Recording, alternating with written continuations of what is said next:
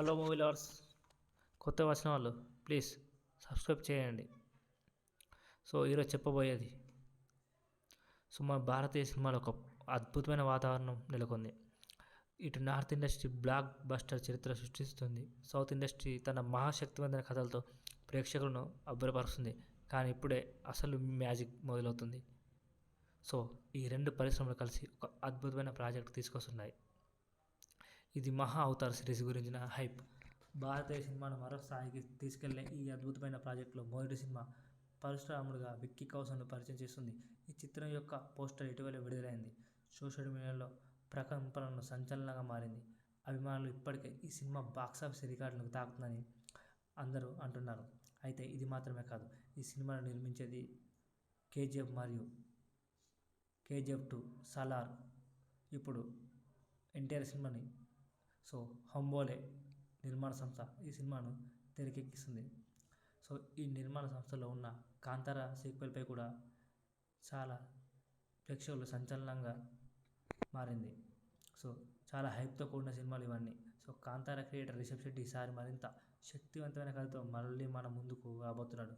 ఇప్పటి వరకు వినిపించిన అద్భుతమైన వార్త ఏమిటంటే, సో ఈ సిరీస్లో ప్రభాస్ కూడా నటిస్తున్నాడని ఊహాగానాలు వినిపిస్తున్నాయి. అది కూడా నరసింహుడిగా పాత్ర. సో బాహుబలి మరియు సలార్లో ప్రభాస్ చూపించిన శక్తివంతమైన నటన, ఇటు కల్కి కానీ ఇటు రాధేశ్యామ్ కానీ సాహో కానీ, సో ప్రభాస్ ఎమోషన్లో దిట్ట. సో ఈసారి సంచలనం, ఈసారి ఇండియన్ బాక్సాఫీస్ బద్దలు మళ్ళీ కానుంది. ఈసారి ప్రభాస్ కనిపించనున్నాడు. ఈ చిత్రానికి భారీ బడ్జెట్, అద్భుతమైన కథ, గ్రాండ్ విజువల్స్ ఉండడంతో సో పెద్ద సినిమాలు ఇవే. 2020కి ఇది భారతీయ యొక్క అతిపెద్ద హిట్గా నిలిచే అవకాశం ఉంది. సో ఇక మరో విషయం వినిపించింది ఏంటంటే, మన కేజీఎఫ్ యష్ ఆయన ఈ సిరీస్లో రావణుడి పాత్రలో కనిపించే అవకాశం ఉంది. అది కూడా రావణుడి పాత్ర ఇందులో కాదు, రామాయణం, రణబీర్ కపూర్. సో ప్రభాస్ రిషబ్ శెట్టి కలిసి నడిస్తే సో ఇది నెక్స్ట్ లెవెల్.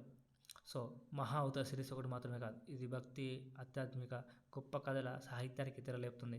ఈ చిత్రానికి నేపథ్య సంగీతం, విజువల్, కథాంశం ప్రతి ఒక్కరిని కట్టిపడేసేలా ఉంటాయని ఫ్యాన్స్ అంటున్నారు. ఈ సిరీస్ మొదటిది మాత్రమే. భారతీయ పురాణ గాథల ఆధారంగా మరిన్ని సినిమాలు రాబోతున్నాయి. సో ఈ అద్భుత ప్రాజెక్టులో మీకు నచ్చిన నటుడు ఎవరు చెప్పండి. మీకు నచ్చిన సినిమా ఏంది? మీరు ఏ సినిమా కోసం ఎక్కువ ఎదురు చూస్తున్నారని కామెంట్ చేయండి. ఇటు Prabhas fans, Kantara fans, Yash fans, Allu Arjun fans, ఎవరైనా పర్లేదు, మీకు నచ్చిన హీరో పేరు కామెంట్ చేయండి కింద. కొత్త వర్షన్ సబ్స్క్రైబ్ చేయండి.